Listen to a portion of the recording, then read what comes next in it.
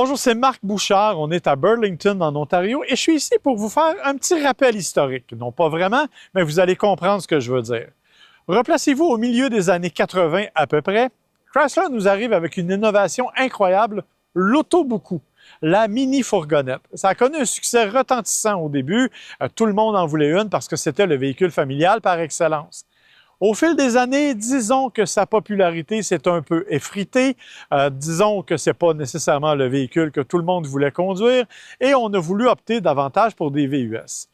Or, il semble qu'il y a un regain de popularité du côté des mini-fourgonnettes. Il semble même, selon les gens de Chrysler, que ce soit le segment qui soit le plus rapidement en développement actuellement, c'est-à-dire à peu près 10 % depuis l'année dernière, ce qui est quand même assez phénoménal. Ce qui explique aussi qu'on a voulu rajeunir la Chrysler Pacifica. On n'a pas touché, on va préciser tout de suite qu'on n'a pas touché à la Chrysler Dodge Caravan, à la Chrysler Grande Caravan.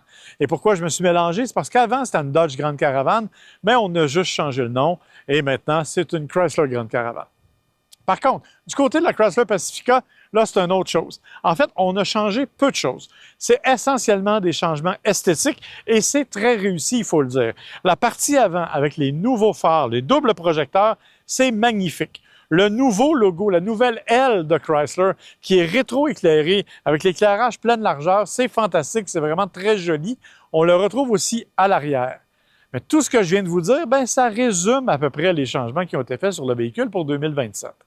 Pour le reste, on se retrouve avec une Pacifica qui est assez similaire à ce qu'on connaissait. En gros, moteur V6 3.6 Pentastar, que l'on connaît bien, 287 chevaux, 262 livres-pieds de couple, jumelé à une transmission automatique 9 vitesses, capacité de remorquage de 3500 livres, ce qui est quand même pas négligeable, hein? Parce que quand on a un véhicule comme celui-là, bien, on aime bien partir en vacances et peut-être traîner la petite roulotte qui va permettre d'héberger toute la famille. Évidemment, c'est une mini-fourgonnette. Qu'est-ce que ça veut dire? Bien, ça veut dire que c'est pratique. Pratique avec les portes coulissantes électriques, bien entendu. Pratique aussi avec, bien, surtout dans la version que nous, on a, qui est la version Pinacle la plus élevée.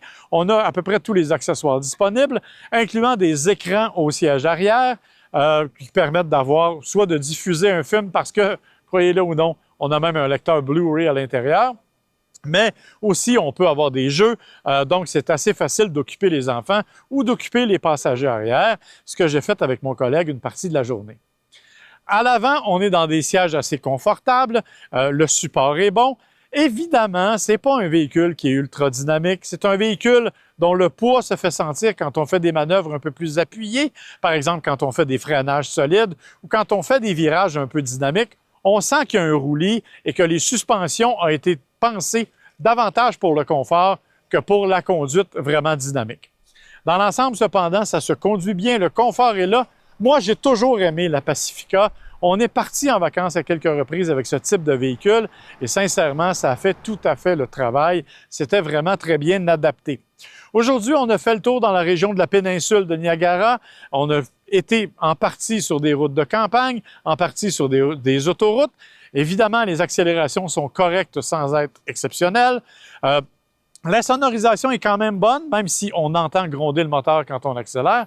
Mais pour le reste, on est dans un véhicule qui est pratique, qui est efficace et qui est fait pour 7 ou 8 passagers. Donc, sincèrement, c'est un véhicule qui est parfait pour un usage familial prolongé. En plus, bien évidemment, je ne vous en ai pas parlé, mais chez Chrysler, on a un système qui s'appelle le Stow & Go qui permet de loger les bancs dans le plancher et donc de dégager complètement la surface de chargement, ce qui vous permet même d'amener une plaque de 4 pieds par 8 pieds sans avoir à garder la portière ouverte. Donc, c'est vraiment un véhicule qui est d'abord pratique, d'abord polyvalent, peut-être un peu moins pour le plaisir de conduite, mais qui va vous mener là où vous voulez aller.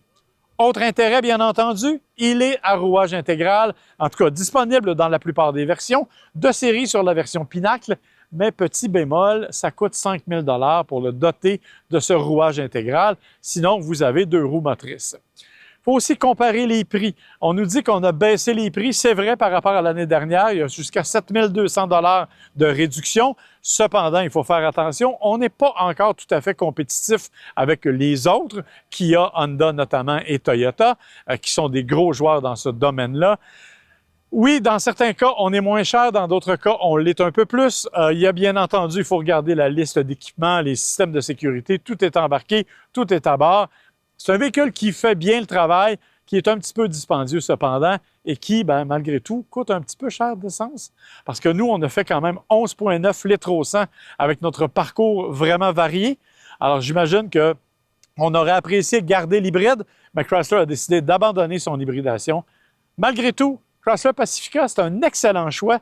Moi, j'aime le nouveau look, j'aime la conduite, j'aime le confort, j'aime le côté pratique du Stop & Go, que je comprends toujours pas pourquoi personne n'a copié. Bref, c'est encore une réussite. Est-ce qu'on va en vendre autant qu'on l'espère? Je ne sais pas. On dit vraiment que le marché est en progression, mais je pense que c'est quand même un véhicule qui mérite la considération.